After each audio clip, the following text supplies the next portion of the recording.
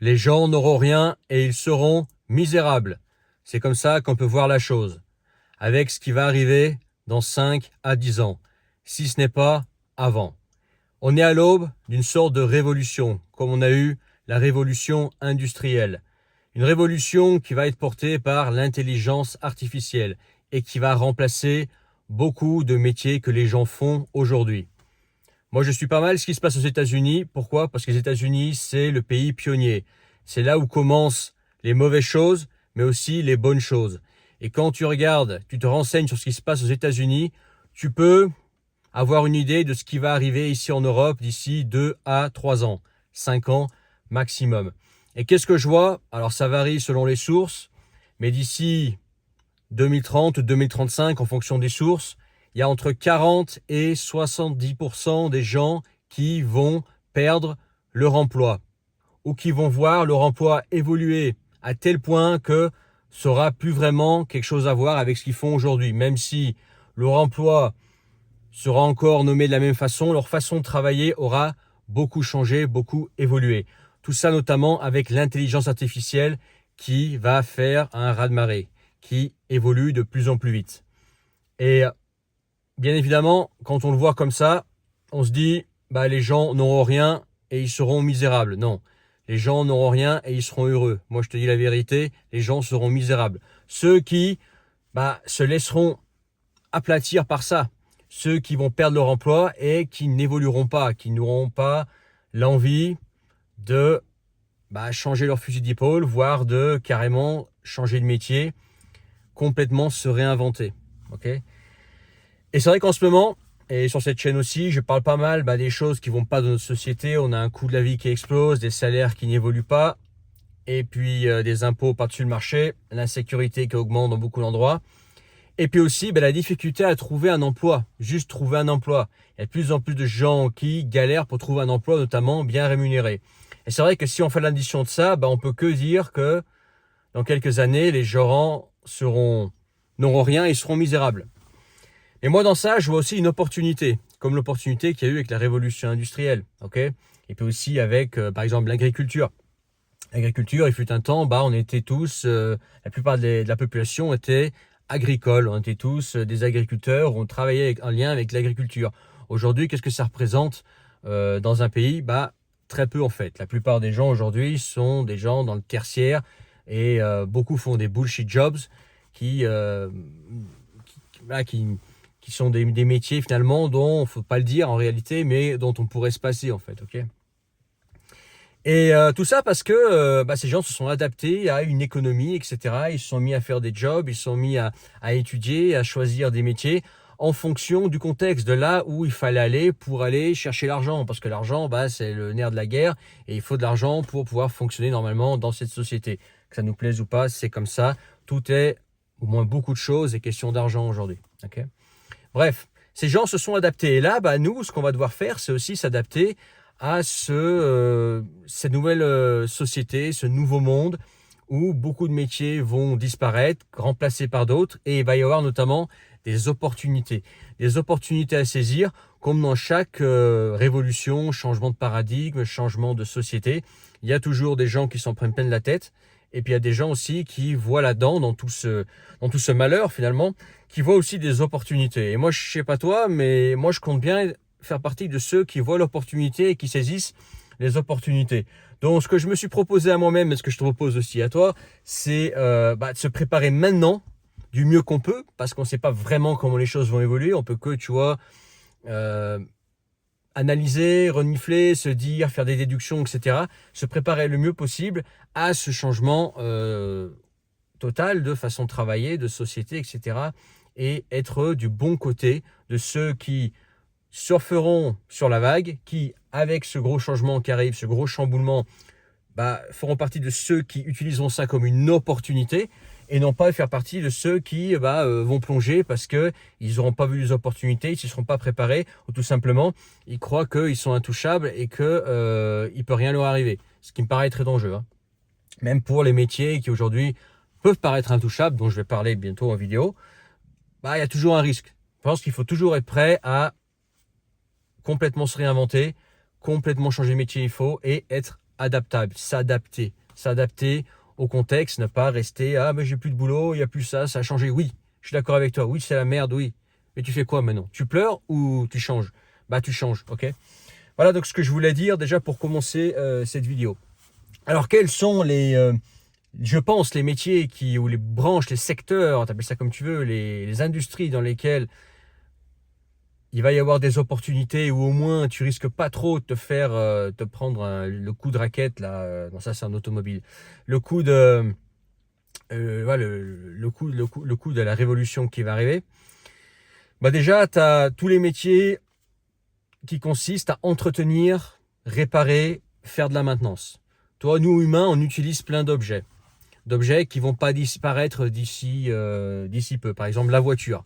Même si, par exemple, il y a déjà des voitures, par exemple aux États-Unis, des taxis sans chauffeur, où là, tu as une voiture où tu n'as personne dedans sauf toi, bah, l'engin, c'est quand même une voiture. Et ça, une voiture, c'est de l'entretien, qu'elle soit thermique, qu'elle soit électrique. Nos maisons, nos habitats, dedans, bah, il y a plein d'entretiens, plein de travaux, plein de choses qui peuvent casser, qui demandent de l'entretien, qui demandent de la réparation. Ça, typiquement, ce sont des métiers qui sont encore sûrs. En rentrant dans l'habitat, bien évidemment, on va parler d'électricité. L'électricité, ça me paraît être un des meilleurs secteurs dans lequel se positionner maintenant. Et je ne parle pas uniquement de l'électricité d'habitation. Bien évidemment que oui, c'est un secteur où il y aura toujours du travail parce qu'il y aura toujours des pannes, toujours des trucs à câbler, des installations à faire, etc., des rénovations. Mais aussi l'industrie. L'électricité, ça tue aussi l'industrie, les usines. Le tertiaire, donc tout ce qui est supermarché, etc., les habitats, etc., les hangars. L'électricité, elle est partout. Tu vois, là, moi, je suis à côté d'un chantier. Il y a une grande grue, là, bah, ça tourne à l'électricité, typiquement, tu vois. L'électricité est partout. Et notamment, quand on parle d'intelligence artificielle, bah, c'est quoi? Ça tourne à l'électricité. Donc là où il y a de l'intelligence artificielle, là où il y a de la robotique, là où il y a éventuellement des humanoïdes, là où il y a l'automatisation, là où l'homme est remplacé par quelque chose qui tournerait à l'électricité, qui dit électricité, c'est ce que je veux dire. Donc ça veut dire besoin de personnes qui comprennent l'électricité, qui peuvent l'entretenir, qui peuvent la programmer, qui peuvent l'installer, etc. Donc ça me paraît être un secteur où il va y avoir des opportunités énormes. L'électricité, c'est aussi le froid, la climatisation, le chaud, ok? Ça peut être le chauffage, ça peut être le froid, tout ce qui est frigorifique, etc. Les panneaux solaires, ok? La voiture électrique, j'ai déjà nommé, les trains, les motos électriques, bref, tout ce qui est électrique aujourd'hui, et notamment à l'ère où on est, tu vois, dans une idéologie, au départ que voilà, moi j'apprécie, mais qui devient n'importe quoi, c'est l'idéologie, on va dire, écolo, où tout doit être le moins énergivore possible, etc. Bref, et là on parle souvent d'électricité, ok? Bien évidemment les centrales, bref, l'électricité c'est tellement énorme que je pourrais en faire une vidéo complète, mais voilà, ça c'est une opportunité. Donc je te disais, voilà, les voitures, les habitats, toutes les infrastructures, en fait tout ce qu'on utilise au quotidien en tant qu'humain, les usines, les moyens de transport, en passant par les trains, les avions, etc. Bref, tout ce qui est réparation, maintenance, installation. Ça c'est des métiers où l'intelligence artificielle pourra apporter un plus, mais pourra jamais remplacer en fait le doigté, la capacité, comment dire, d'analyse, etc. D'un humain. Aussi, en parlant d'entretien, maintenance, ça va te faire rire, mais on peut le voir comme ça. En fait, c'est la maintenance, l'entretien des humains, nous. Nous, il faudra toujours qu'on soit entretenu par des médecins, des chirurgiens. Je vais y venir, parce que tu me vois venir, je vois déjà la remarque arriver. Tout ce qui est le personnel d'hôpitaux, etc. Oui, effectivement, les chirurgiens, les médecins, etc., ils vont se prendre, comment dire, une grande révolution en pleine tronche avec l'intelligence artificielle. Parce que toi, bah, typiquement, si tu as un petit problème médical, tu peux demander à ChatGPT ou un autre, comment dire, une intelligence artificielle en ligne, ce que tu peux avoir, ok? Mais mine de rien, quand il s'agit voilà, d'aller dans le corps de quelqu'un, voilà, d'être précis, etc., d'avoir une empathie, etc., pareil, dans les hôpitaux, tout ce personnel qui a besoin d'être là, même si on peut imaginer que l'intelligence artificielle est partout, j'ai plus le nom, les infirmières, etc. Bon, bah ça, c'est des métiers quand même qui sont solides, au moins pour le moment, quoi, tu vois. Parce que l'humain, il a besoin d'être entretenu, il a besoin d'être sauvé, il a besoin d'être, comment dire, des fois, de subir des opérations. Il a besoin aussi d'empathie pour comprendre l'humain et pour qu'il retrouve sa forme, sa santé, etc. Et puis aussi, l'intelligence artificielle, ça a besoin d'être pensé, ça a besoin d'être entretenu, ça revient à l'électricité. Ça a besoin d'être programmé, ça a besoin d'être conçu. Bref, si aujourd'hui tu t'intéresses un petit peu à l'IA, moi je pense qu'en général aujourd'hui, le truc à faire c'est être curieux. Oui, le monde en ce moment va mal, la société va mal, c'est de plus en plus difficile, oui. Mais au lieu de rester là-dessus, se dire, ok, quelles sont les opportunités dedans et comment, en fait, à quoi va ressembler le monde demain, la société de demain et comment, en fait, je peux faire en sorte de prendre de l'avance maintenant. Prendre de l'avance maintenant en m'intéressant déjà à ce que c'est que l'IA, à les possibilités qu'il y a avec. Est-ce que, au contraire, c'est quelque chose qui va pouvoir m'aider dans certains projets. Avant, j'avais peut-être besoin de personnel, j'avais peut-être besoin d'un budget très élevé, etc. Aujourd'hui, peut-être qu'avec l'intelligence artificielle, dans ton truc, dans ton projet, tu vas pouvoir gagner du temps, ne plus avoir besoin d'embaucher de personnel, ne plus avoir besoin d'autant de budget pour créer quelque chose, typiquement une application ou un site, etc., des fonctionnalités. Bref, voir comment en fait tu peux utiliser cet outil, non pas comme une menace, mais comme ton meilleur allié en fait. Surfer sur la vague, ne pas ne pas vouloir repousser ça, mais dire ok, de toute façon c'est là, qu'on le veuille ou non, ça va venir. Ça arrive, maintenant c'est soit je m'en fais un ami, soit je m'en fais un ennemi et j'ai perdu d'avance face à cet ennemi-là parce que c'est plus fort que moi, soit je m'allie à ça et je fais en sorte de surfer sur la vague. Donc je pense qu'aujourd'hui il faut être curieux, rester curieux, même si tu es dans un métier ou quelque chose qui te semble pas trop concerné ou tu te sens pas encore concerné parce que tu l'as pas encore vécu. En France, on a toujours un petit peu de retard, par exemple, sur les États-Unis. Mais déjà, être curieux et voir un petit peu à quoi tout ça, ça pourrait ressembler, quoi, tu vois.